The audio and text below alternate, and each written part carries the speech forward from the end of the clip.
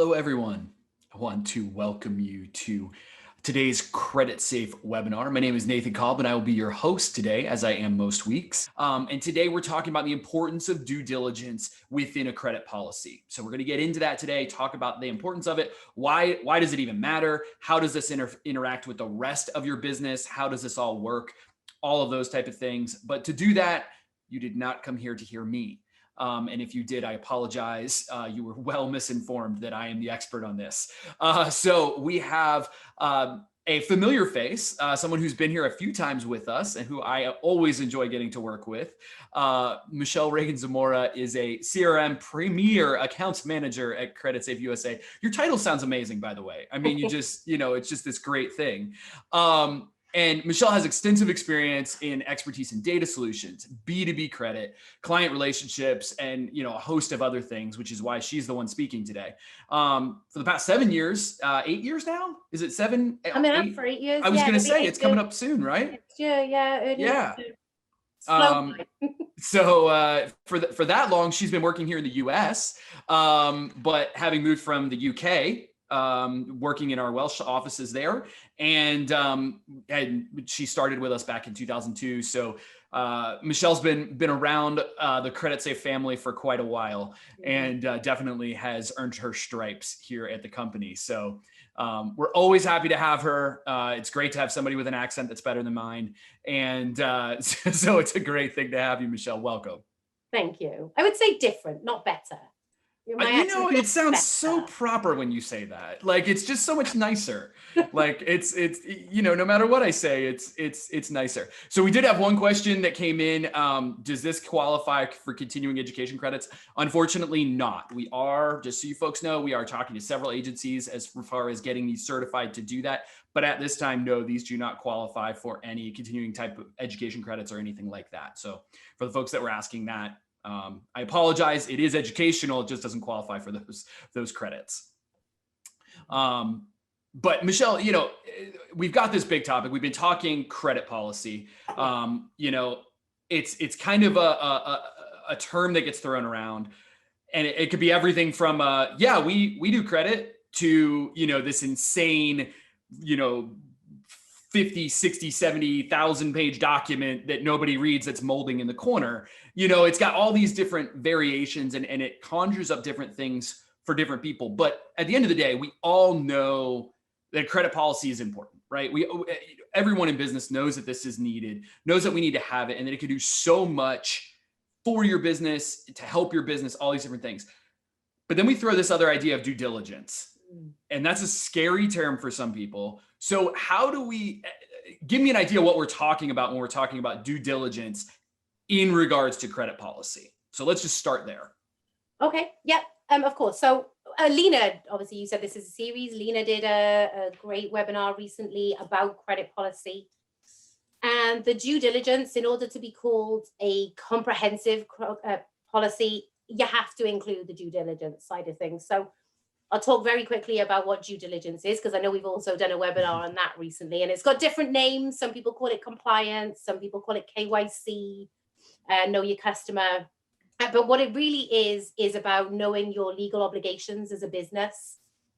For if you're writing business, if you're working with another company, not only knowing them from a credit policy side of their commercial viability, but knowing, are they a risk to your business for some reason or another? Now, not just financial risk in relation to you not going to get paid on time or paid at all, but are you going to face some legal issues because the company that you're working with have money laundering links, are on a counterterrorism list.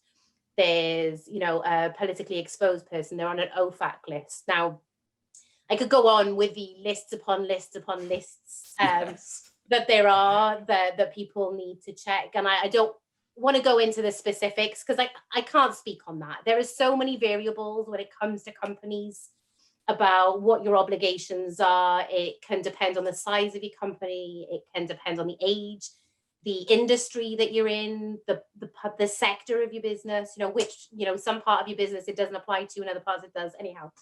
Because there is so many variables, the first step that we always tell you to do is to seek legal advice if you're not familiar with this.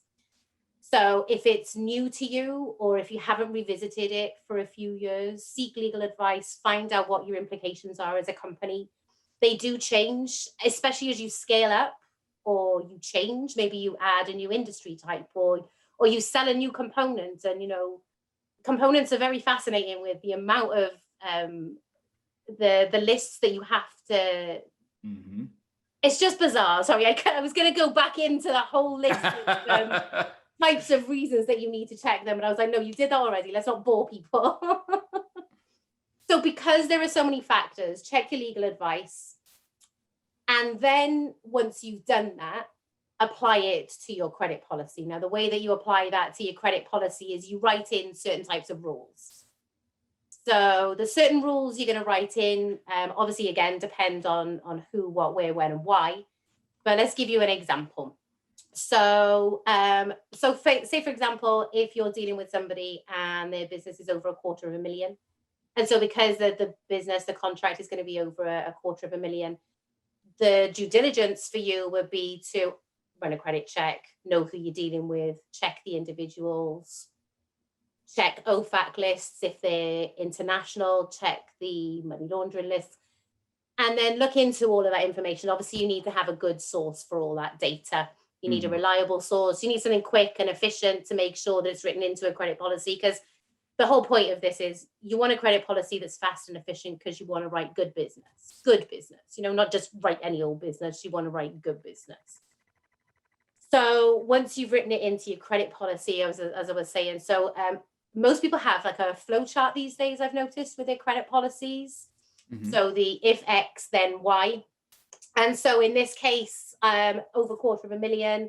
If it's not, then, you go around and you circumnavigate the obligations. But if it is, then you make sure that you cover and check all those boxes. And the reason that you do that is because these are legal obligations. And if you do not meet these legal obligations as a business, then you are facing fines. I've seen some big, like you said earlier, I'm not trying to scare anybody here. Right. But the due diligence has ramped up a lot in the 20 odd years that I've been in this industry. Most specifically after the horrific events of 9/11.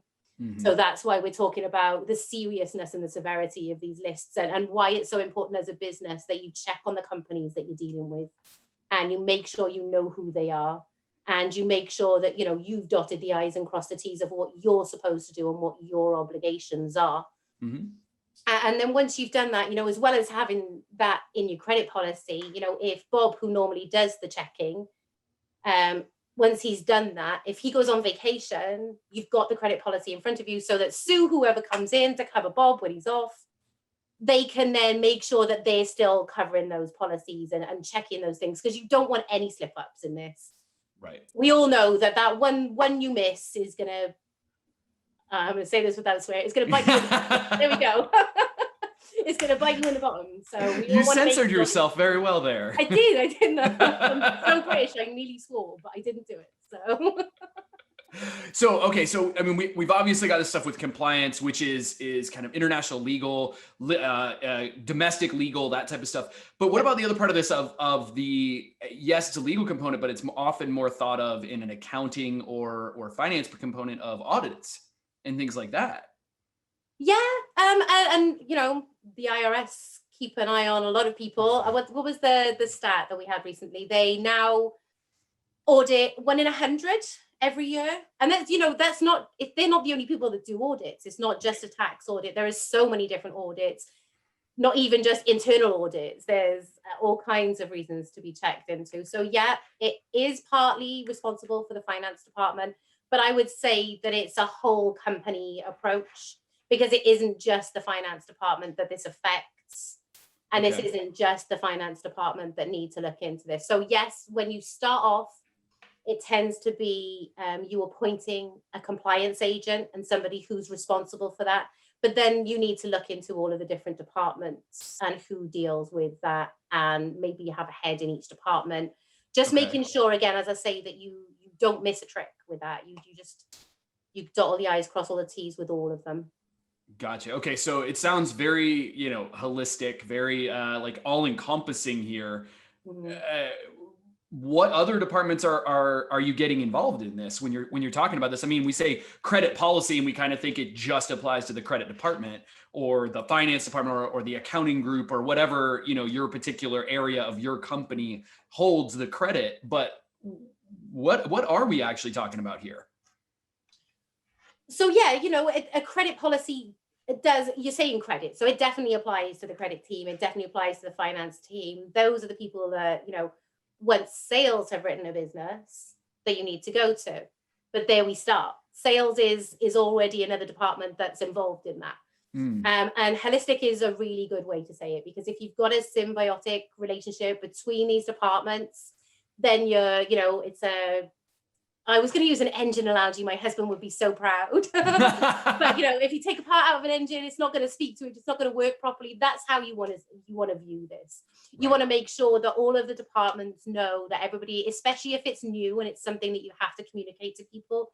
Because if Bob in sales is ringing a shady, a dodgy company that is involved in money laundering, and he's calling them every day and he's having a chat and he's making friends with them, and he writes business and nobody's checked onto it, that could be massive for your business. Because once that company gets found out and the legal, the law enforcement take care of them, then they're going to see phone records, they're going to track back all of that information, and your company's details are going to be on there. So it is a holistic approach. It is important to make sure that everybody that could be affected knows about it.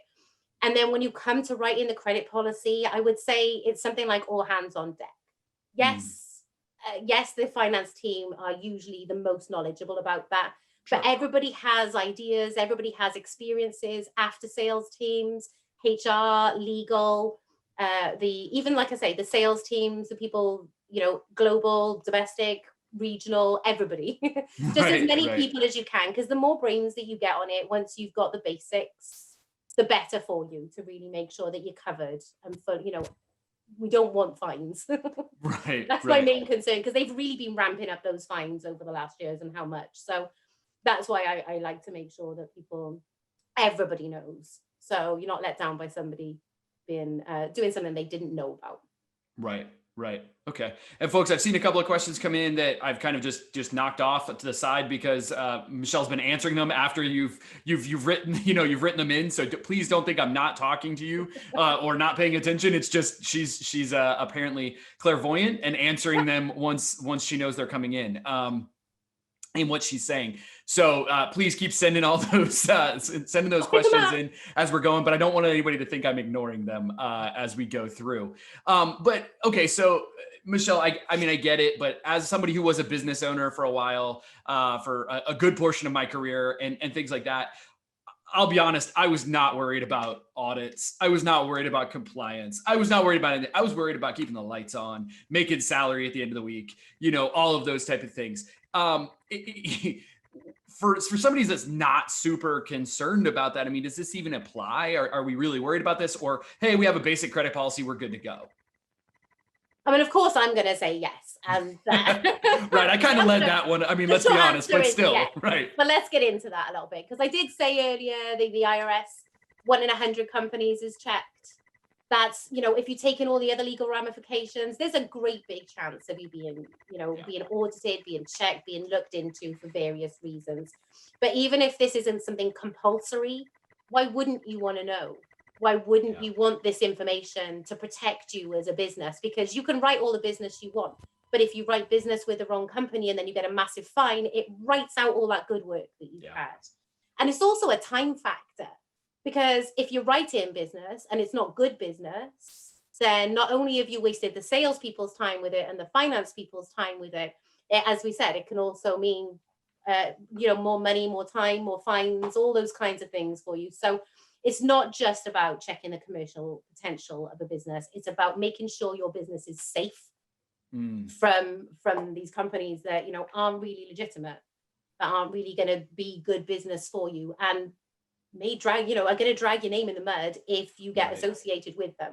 That you should care about. Any business would care about. So the adage that knowledge is power is absolutely true. Yeah. The more you know about the businesses that you're dealing with, the better, in my opinion. Yeah. Yeah. I mean, we often talk about on here with a lot of the different folks, even with other ones that you've been on, is, the sale isn't completed until you get your money. But I mean, I hadn't really thought about it. And you make a good point that the sale isn't really complete until you get to keep that money. Yes. Because if you have to go pay it back in fines and then some, that sale wasn't worth much of anything for you. Not at You all. really have to kind of put that out there. So we've got a question here that I think is more of a clarification thing than it Okay. is a true question. You've mentioned these bad companies and these different things that are out there. Is there a one all-inclusive blacklist? These are the bad guy lists that you need to stay away from, or are there quite a few that you need to pay attention to? How does that actually work? Give a little bit more detail. I know you don't want to get deep into compliance, but give me a little more detail on that. I think it will answer this question. Okay. So there are a lot of lists. Like you say, I started to reel off a few and had to rein myself in because I could go on for hours. But the good news is, if there's not 1,000 different lists, there is at least one place you can get all of the information from. So a lot of companies like ourselves as well, because we do offer something in relation to this, there is a comprehensive way to check all of the lists in one go, and all of the lists you need. You need to obviously check which lists you need to be looking at first, which is why we say, check the legal advice and make sure, because you want to make sure that whoever is offering you a check is offering you a check for all of the ones that you need.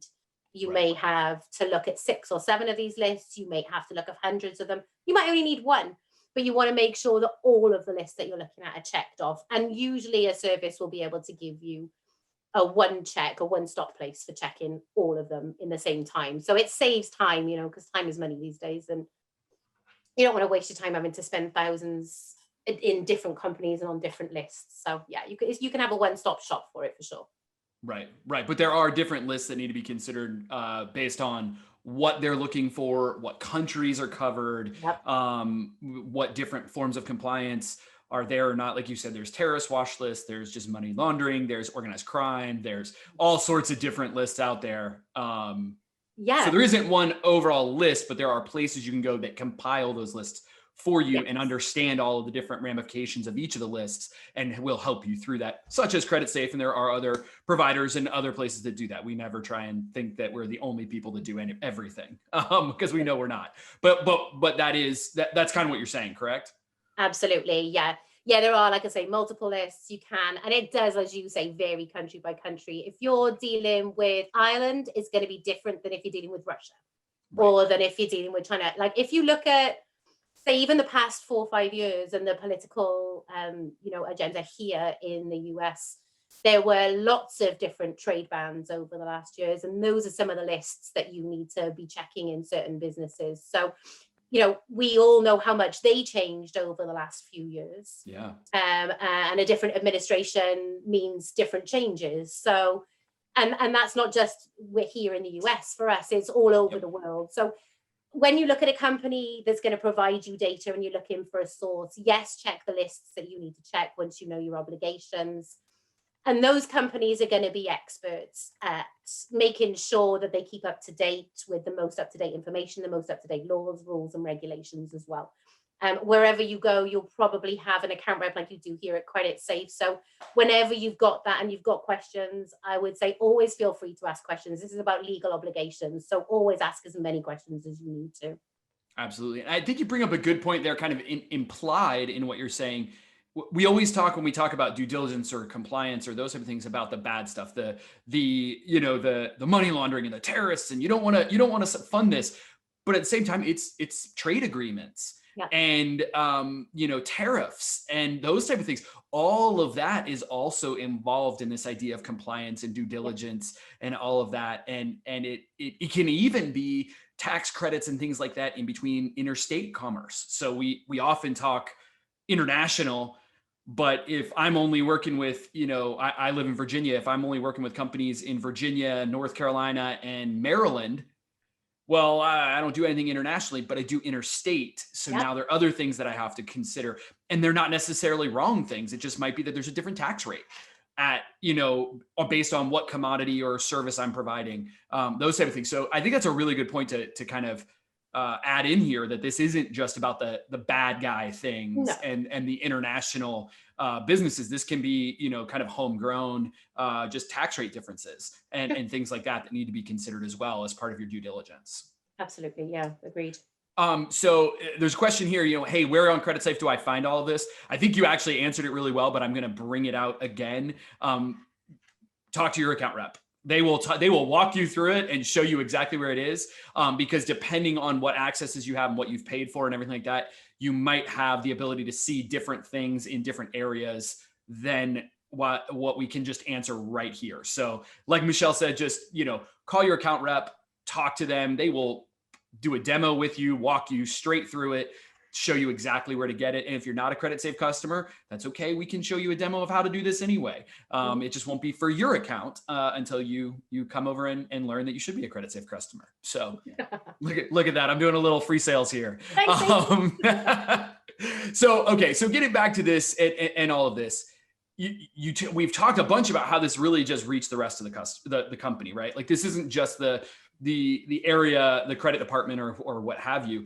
This reaches a lot. And Lena, we talked about the earlier webinar that she did, and she really talked about this as well, about how this really does a really good credit policy will reach all parts of the company.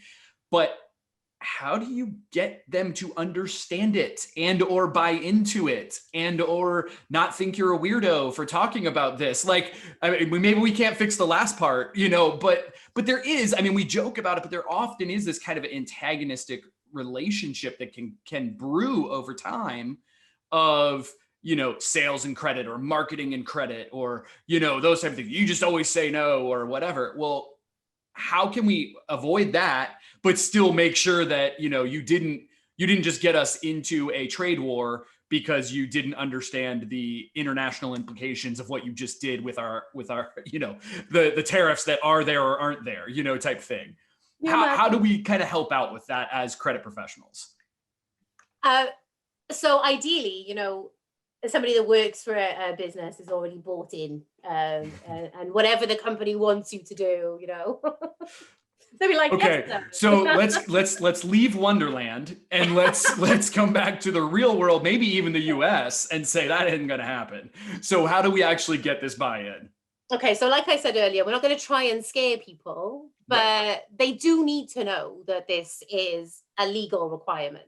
Sure. Not only for the business, but for the individuals as well, because individuals can be fined. I was going to not say that because I know it's kind of scary, but I guess if we're talking about making sure that people buy in, that is definitely something that needs to be taken into consideration. That if somebody is not seen to be doing something or can be construed as aiding and abetting, it can lead to personal ramifications. So the way that people do this, especially if it's a new topic for people, is they'll just host an open forum meeting like you would with most things, like your new insurance policy or whatever else we're going to be talking about, with a Q&A session so that people can understand it.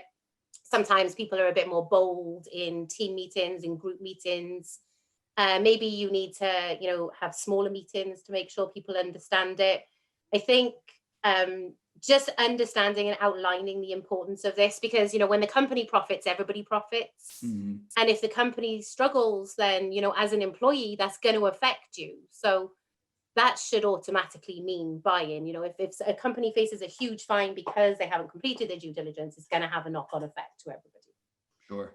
I think, once you've taken on those meetings, there are certain things to consider. Now, I mentioned that individuals could be fined. Because there are severe implications, this normally gets written into as a contractual obligation. Mm-hmm. For most people. So that's where the HR, when we talked about that earlier, that's where that kind of thing comes into. There is normally, as I mentioned, also maybe a compliance officer, a due diligence officer appointed. Mm-hmm. And so they can obviously run, audits, ensure people are buying in, run their own events kind of thing to make sure that the due diligence is being followed. There are quite a lot of different ways. Most people know their own companies well, and they know their culture and they know what reaches individuals. But I think knowing the severity of what can happen is something that normally speaks to people. If it affects their pocket, possibly, then they're going to listen. Right, right. Yeah. Yeah. I mean, I've seen even companies writing it into their onboarding Mm, of new employees yeah, of, hey, you need to understand this. You need to take care of this as well. Um, absolutely. so we have a question here of, in regards to this, of the idea of like a parent company versus subsidiary. So, how can you help the sales understand that you're not selling to the parent company, but you're selling to the subsidiary? And that's the one that needs to be vetted, as well as the parent company, because they're all connected, or that division or what have you.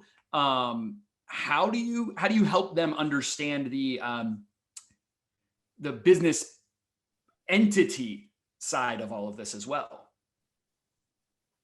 So part of a credit policy and due diligence is making sure you know exactly which legal entity that you're working with is. By that, you get written information, signed information from the people that you're working with, which confirm the details.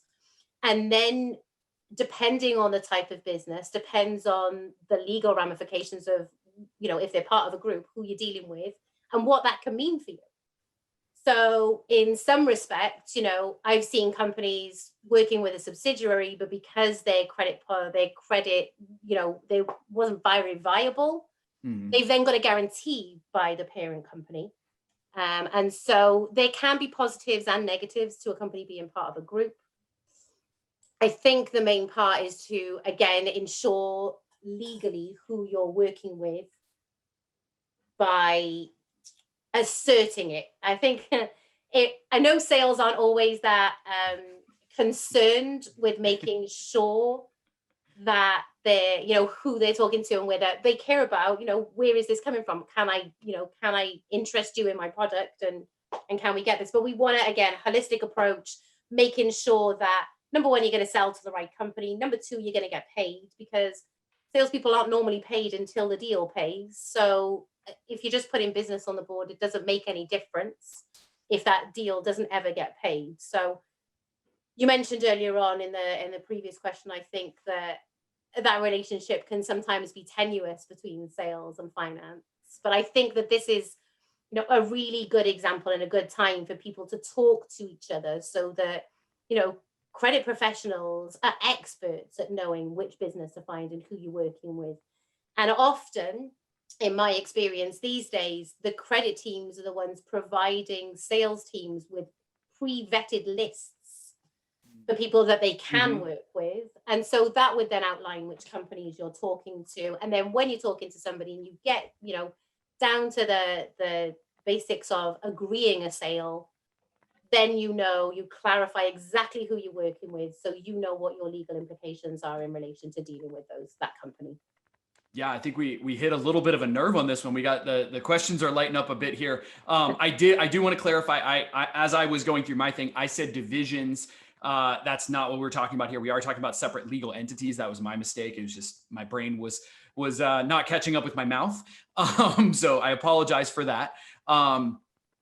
And that we had a question on, do we have examples of credit apps and stuff like that? We do, actually. You will get in the email that you receive, you will get a link to our credit policy guide. So we have an entire web page, landing page designed with all that. We have a sample credit policy to get you started. We have a sample credit app, set letters of reference, all these things. We have a bunch of them already there.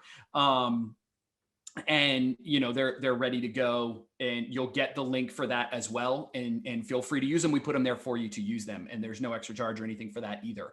And then, can you come and talk to my sales team? I promise you that Michelle would happily get on a call with any potential customer or any current customer or any of your account reps. Use your actual account rep or salesperson, and they will absolutely talk to anyone in your company that would like some help with this, or however we can help you guys out. I know that that's something we could do. So don't feel like that it's something to have a problem with, But we do. or you can't reach out to us. Yeah. We Say that. regularly Go ahead. host those. Yeah, absolutely. I've hosted meetings when people are setting up compliance on a regular basis. like I say, this has increased so much in the last 20 years, the last 5-10 years especially. The amount of red tape, I guess, for want of a better word.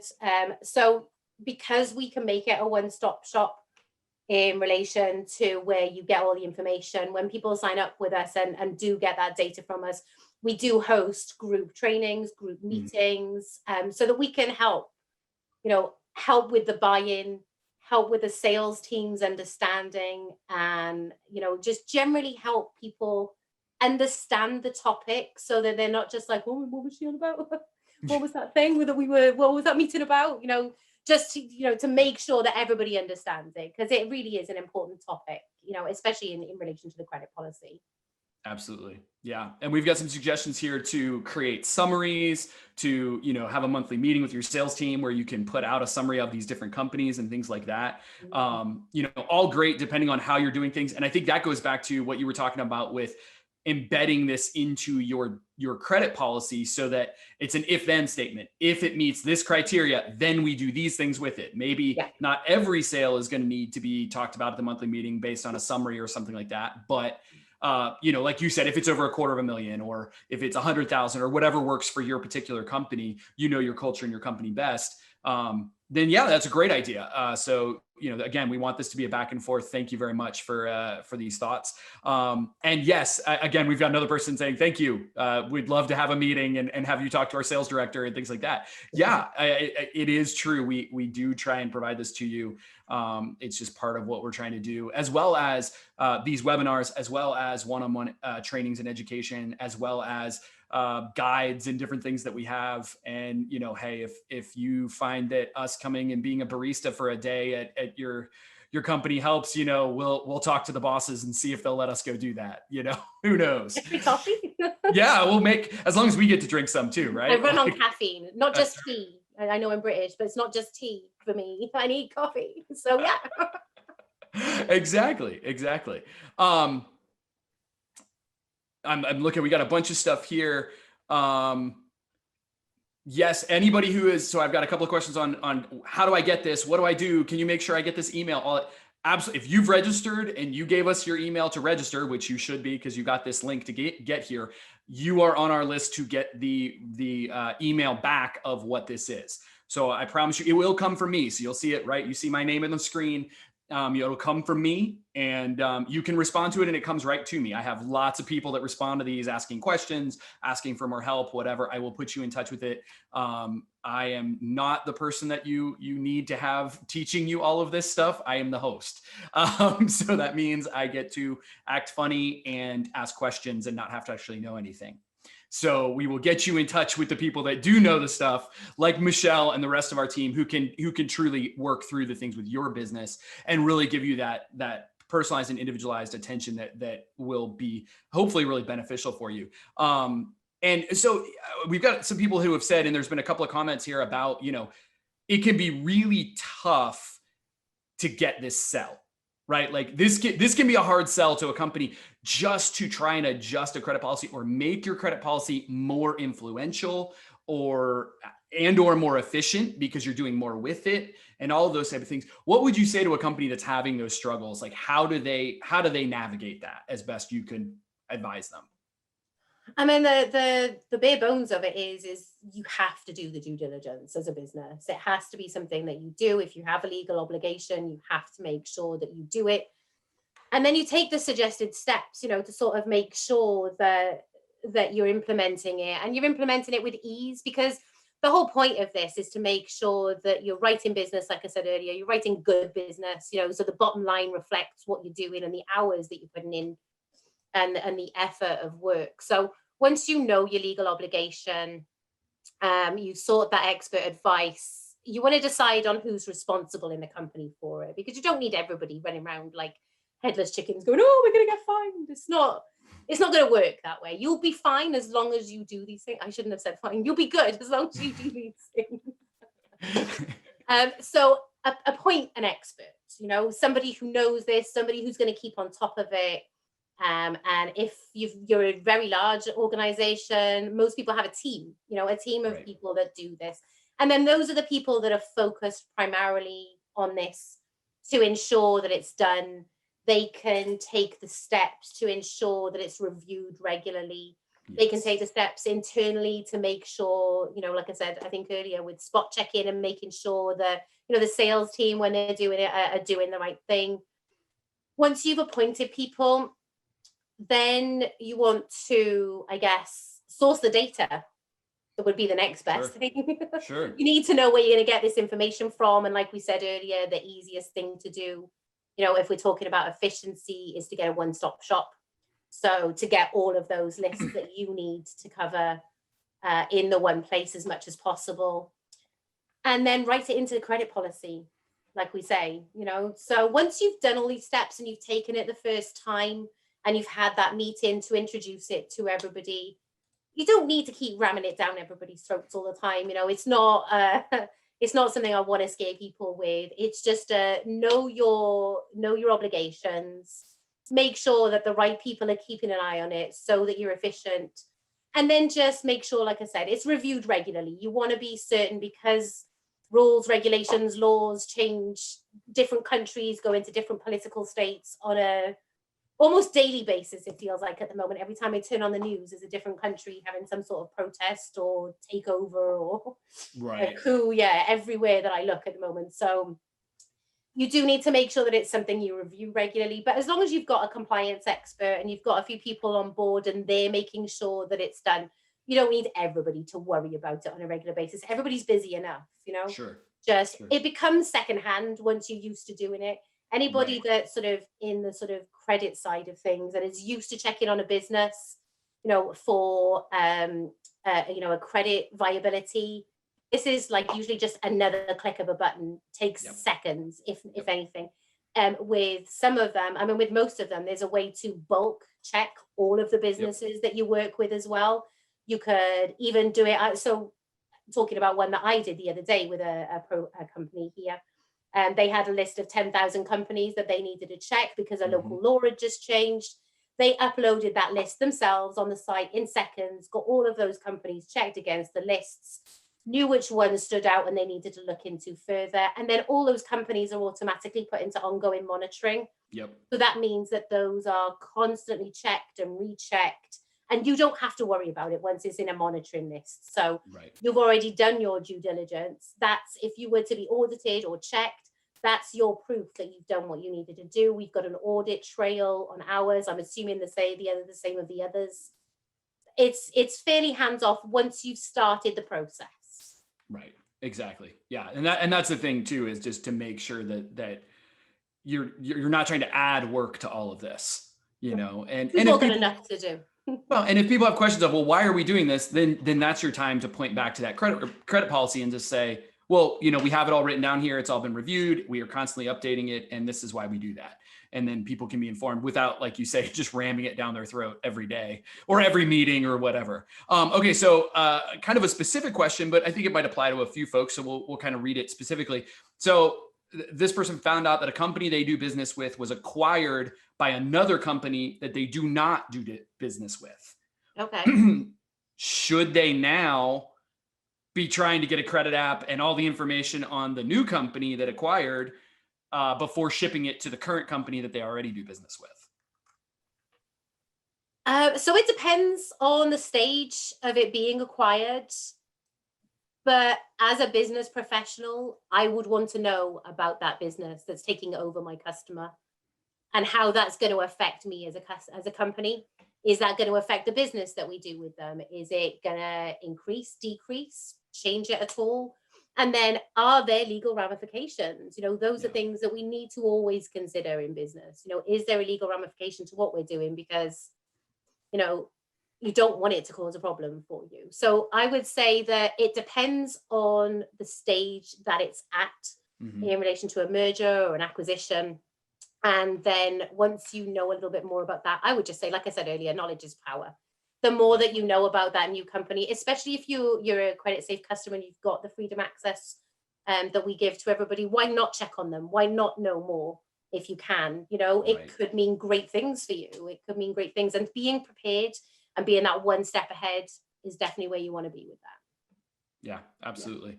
And there's a lot of details and everything in each of these. We're trying to keep it kind of general. Yeah. And there's a follow-up question as well. Well, doesn't that mean that's a totally new entity now? And it depends on the ownership structure, what the buyout was, there's a lot of legal ramifications, and we don't give full legal advice here because No. we are not legally able to give legal advice. So we're not doing that. So those are details that, if you have specific questions, more detailed than something like that, please go ahead and talk to your account rep. And if we can't help you, we'll point you to the people that can. Yeah. We have no problem doing that and saying just really simply, you know what, I don't know the answer there, but this person does. Go talk to them, or talk to a lawyer or something like that.